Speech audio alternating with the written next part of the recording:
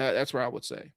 Yeah, it definitely your frequently asked questions is probably the best place to start for creating your content. I would say Hey, the next one, or simultaneously with kind of that is who are you talking to, right? hmm What to find out who your customer is, and I know a lot of people say this, and I don't want to be like every other marketer and be like I don't want to be vapid about my education I'm trying to put out there, but you do need to find out who you're talking to because then you can massage the delivery or massage what you're saying right, specifically to reach the person that you're trying to sell something to, right? I mean, right, that's the whole idea here, and we can't be what's the word I'm looking for? We can't be afraid to sell something. Don't be right. afraid to make money. I mean, that's the whole thing. Maybe that's the Midwest in us Yeah. where Well, we get caught up in that. Like, I feel weird talking about money. I feel weird about asking for money. Well, you're a business. hmm Don't be afraid to ask for people to buy your product or service. well, and the mindset shift really is you're solving a problem for them. And so Right. it's feeling like if they don't pay you to do the service, you're not able to address or remedy their issue. And so you almost make it where it's like, I'm trying to help you with whatever you're trying to solve. If you're hungry, I'm trying to feed you. If your car sounds funny, I'm trying to fix it. And so I think if you frame the money ask in that sense, as long as you're selling a good quality product and you're not ripping people off, um, you should be able like change that little part in your mind and say, hey, I'm not taking their money. I'm actually giving them something that they're looking for. And if I don't give it to them, if I don't provide it to them, they're going to go find somebody else to provide it. And it may not be of the same quality that I'm willing to offer. They may not be willing to put in the same blood, sweat, and tears to deliver this thing and improve their lives. And so, yeah, asking for money is an uncomfortable conversation. I still get uncomfortable asking for it. Mhm. But it's just it's a byproduct of having to do business. Money is essentially that's how people, when you're a business owner, that's how people show that they value what you do. Yeah, You know. and I kinda got ahead of ourselves because this is step 1, Yep. pick the type of person, Yep. right? And then so let's go with this. Let's just move to this thing. So, pick the type of person, pick their main problem out of your frequently asked questions, Mhm. and then, like, give them one simple result and make that your first you can either make it your first post or make it your Mhm. first 10 posts. Make it all about that. Right. If you can create content around like that much content around that one thing, Mhm. because that's what people want to know about, clearly. Right. And you will get sick of your own marketing well before your client even sees it. And so Hmm. you may feel like a broken record, but you'll get sick of it before they even crosses their feed.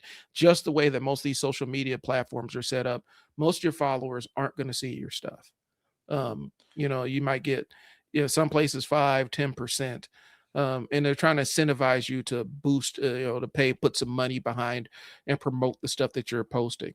So most of your clients aren't going to see your initial stuff. So you can be a broken record on it and keep delivering the same message over and over and over and over again. To the point where it ends up becoming kind of your call sign on social media. It's kind of your identifier. Hmm. There's nothing wrong with that. I know that like one of the points we have here is clarity makes the content easier, Hmm. and I actually struggle with this for my own stuff. For some reason, I can do clients in my sleep, right? Hmm. But for my own stuff, I have problem making it clear because I have so many people lately. So, what is it you do? Yeah. Right? I hear that so often, and I'm like, I'm trying to get that's where the broken fixing broken problems like a business mechanic, that's where that analogy comes in because I'm trying to figure out how I can get across that of what I do. So clarity is going to make your content easier. And it has since I figured that out, how to say that, I've been able to explain it faster and people get it faster. And boom. Now, this is anecdotal, but as soon as I got clearer, Hmm. I started getting more people reach out to me. Right. And And like your point here that you have, you can talk a little bit about this. Social platforms reward clear messages. They do. They reward clear messages because a lot of times, on social media platforms, they start building a platform or they start building a profile of you. And this is so that when somebody buys ads or whatnot, they can kind of have an easy way to engage a specific audience or subgroup of people. And so they're going to build a profile of things you like, the things you don't like. And it's all based on what you watch, what you follow, and all that other stuff. And so when you have clarity, they know exactly, social media knows exactly where to put your content. It knows what audience to put it in front of that's going to watch it and engage with it the most. And so that's what the clarity piece comes in.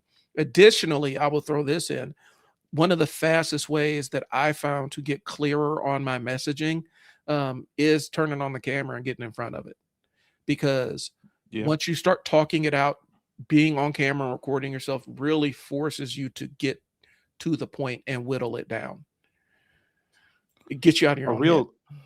real low key usage of that no one I don't even think we talked about it the last couple times, but low key usage of AI is talking to it.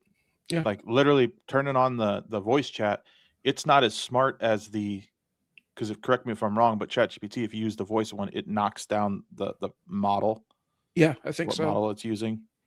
So it's not as smart, but it's still smart. So talking with it and having having like this AI soundboard that's literally talking back to you, it really helps. Like I don't want to call it a therapist, but it is kind of a business therapist. You know what I mean?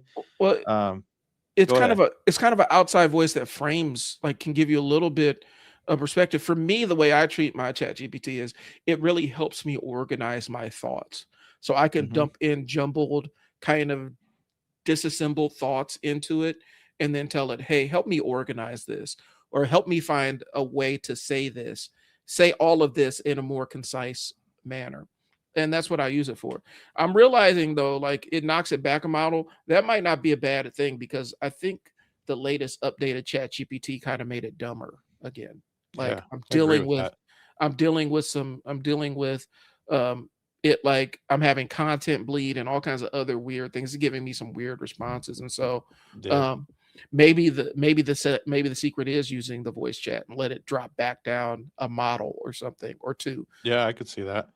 Because I So even use it, it's like you said, organizing your thoughts is good, and then it'll say something back and maybe give you some ideas or something, and then I'll interject and be like, "Well, we can't say that because, it's just you can't say that and it can't do it that way. It has to be something like this." And I give it my expertise again, mhm, and then it comes back, "Oh, you're right when you think of that way." And it's just this good organizational thought process of your thoughts, and it gets you better at, like Brian said, gets you more clarity in how you speak about your business and what you sell. So yeah, it's very, very helpful. I know that's not social media necessarily, but the process of social media is this: you have to get clear and understand what you're selling, or you're not going to be able to clearly explain or give content for people right, that they're gonna engage with, and that's the whole right. point. Don't worry about how many followers or anything like that. That the real thing you're measuring on social media is eyeballs and attention. Yeah. Dollars in pockets, that's what matters. Yeah. Dollars in pockets, because I could tell you, and I've seen a lot of people in the marketing space talk about this. They are shocked about how broke a lot of these big time influencers are on social media. These people with millions of followers and stuff, they're shocked about how little money they actually have. And a lot of it has to do with the fact that their conversion, their for them converting is whether somebody follows their channel, but they don't have anything else to offer besides that. They're not even doing merch or anything along those lines. And so their conversion, the thing that's like a conversion is, oh, they followed my channel. Well, for a business owner, that ain't the way to go. Right. um, you don't want a million people that don't pay you.